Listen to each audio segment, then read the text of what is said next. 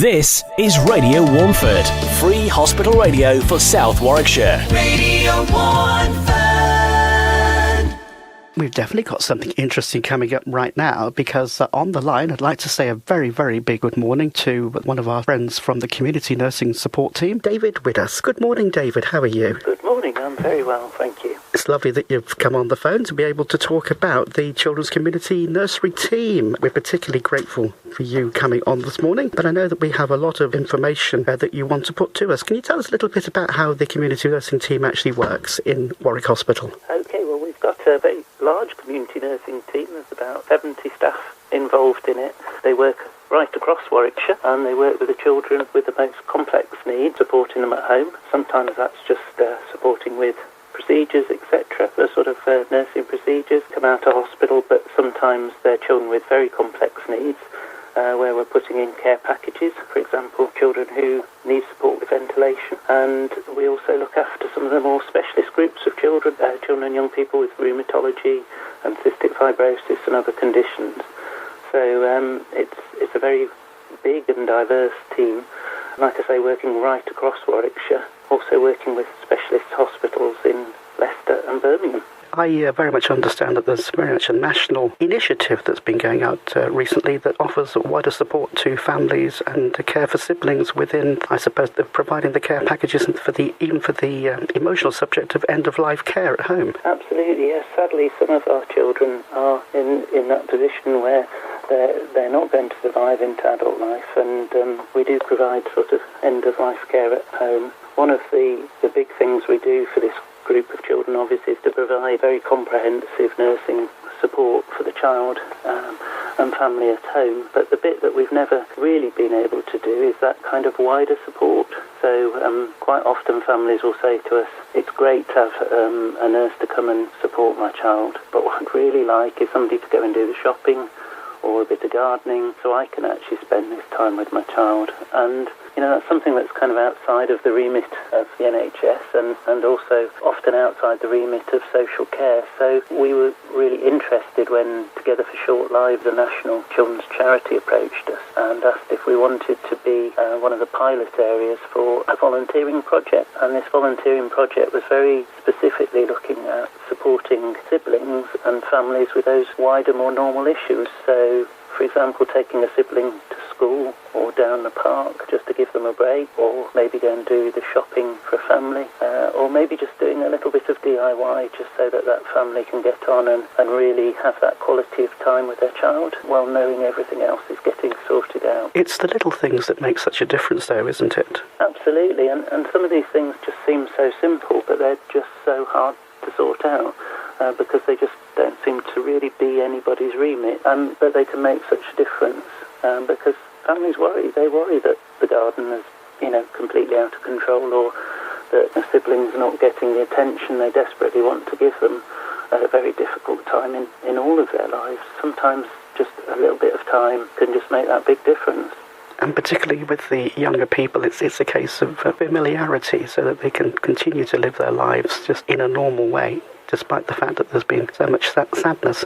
And for the parents to be able to have somebody to support, to do the simple things for them. Absolutely, and I think you've hit on a really important point there, that a lot of children with complex conditions can appear to be at that end point of their lives and happily come back from that and they get on and they live their lives, and then this occurs again, and these sort of periods of real uncertainty where things could go one way or the other can be really difficult for families. The important thing is that we can support them whichever way that goes and make sure that if happily the child does become much better, they can get on and really enjoy life again. That's right. So the initiative is really from very much a young child up to 19 years old, isn't it? That's right, yes. We take children right from discharges from the neonatal ward right through to, as you say, young adolescents, which again sort of makes it something that we need quite a diverse team of volunteers. So certainly some of our young people would love the company, or young siblings would